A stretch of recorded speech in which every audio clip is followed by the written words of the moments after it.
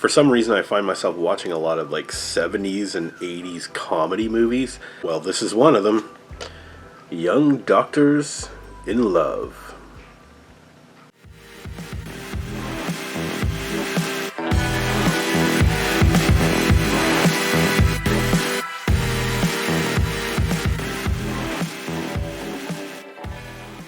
Young Doctors in Love is a movie that came out in 1982. It's supposed to capitalize on the Airplane, the success of the movie Airplane, that whole comedy thing, which was a comedy phenomenon in the early 80s. And I think they tried to jump on board with this, and they were like, well, let's make comedy movie kind of wacky, zany parody, just like Airplane, but instead of it being about airplanes, it's going to be about hospitals. And, well, what do you know? This is made by ABC Motion Pictures. ABC being, one of the major broadcast networks in the U.S. in the early 80s. ABC had General Hospital, which was a very successful soap opera at the time. And they thought, well, since we already own that, and we probably, I guess they have access to all these, sets and actors and doctorly type stuff, they have experience with this.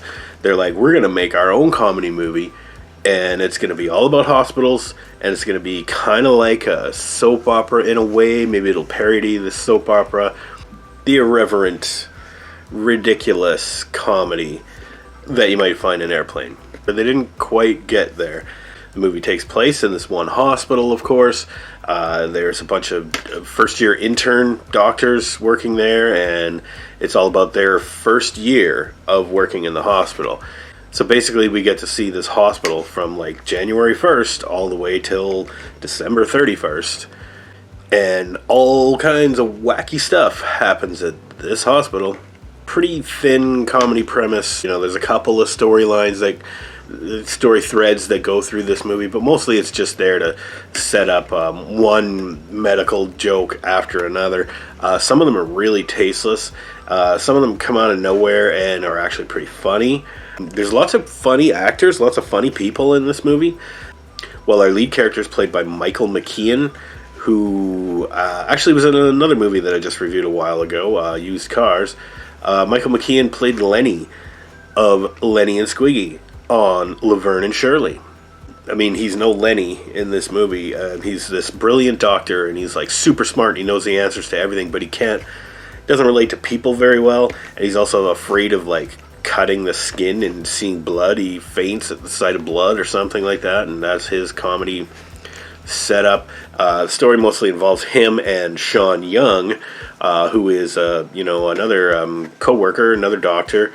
But she happens to have cancer or some kind of disease or something, where eventually the brilliant but flawed Michael Mckeon doctor has to operate on her and save her life by the end of it. And of course the whole movie is them building up this romance and everything, and that's the climax of it. Yeah, it's pretty dumb, and there's not really that many good jokes come out of that. Some of the other actors in here include Dabney Coleman.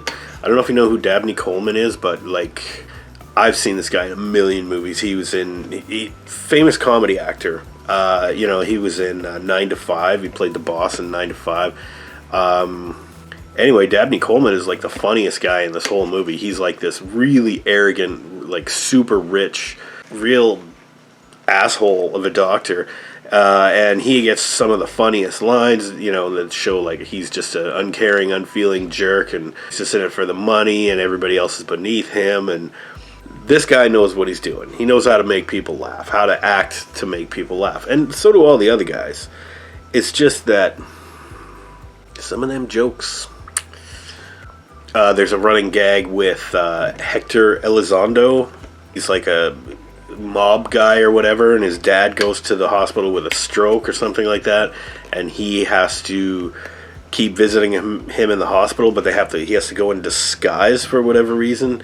So he dresses up like a woman, and then one of the intern doctors falls in love with him, and there's a bunch of cross-dressing homosexual jokes and stuff. And Michael Richards, Kramer from Seinfeld, is actually hired as a hitman to come and kill Hector Elizondo's father, who's this like mob boss or whatever, that gets put in the hospital, and Michael Richards is hired as an assassin to get into the hospital and kill him. He gets mistaken for a patient, and so he's basically strapped to a bed in the same room as his target. So he gets like put through all this unnecessary surgery and stuff like that, and apparently he's in there like the whole year, and so is the mob boss. And meanwhile, Michael Richards is like trying to kill him in all different ways, and none of which are very efficient or very effective, because all his plans are interrupted by a bunch of nurses and orderlies just come in, and they're like, okay, it's time for your colonoscopy now. They give him a bunch of stitches, they remove like his kidney or something like that, and all this stuff, and he's like helpless in this hospital bed. I don't know, that's comedy, right?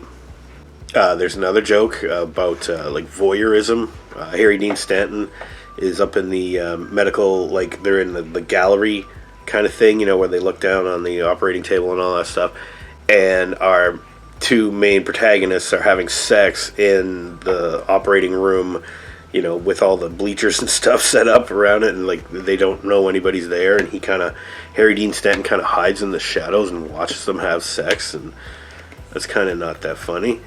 It's kind of creepy and gross, actually. But again, this is supposed to be an irreverent, off-the-wall, goofy, in-your-face kind of comedy, and I guess it's okay. It's not terrible. I didn't laugh that much at this, like not nearly as much as they wanted me to, judging by the amount of jokes coming at me all the time. But the style of the jokes just wasn't executed properly. Some of the jokes just weren't as funny as you would find in something like Airplane. I don't know. Yeah, it just like something overall just really didn't work for me about this movie. So it's kind of a failed comedy. It's a little tasteless, but it's not that bad. I had a few laughs in there. I mean, it's still better than like Cannonball Run. So I'm going to give Young Doctors in Love like a C+. Yeah, you tried, but it didn't work.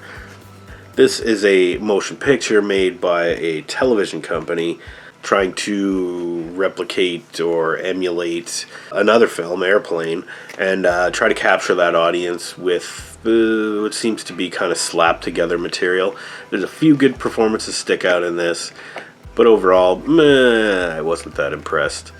I mean, you might enjoy this more than I did. I'm just kind of tired of the kind of humor. Like, I've been watching so many of these 80s movies, and a lot of the jokes are just kind of like, okay, alright, I heard that in the last one. Here's another joke about Reaganomics or something. I guess we will see you soon, and have a good one, everybody.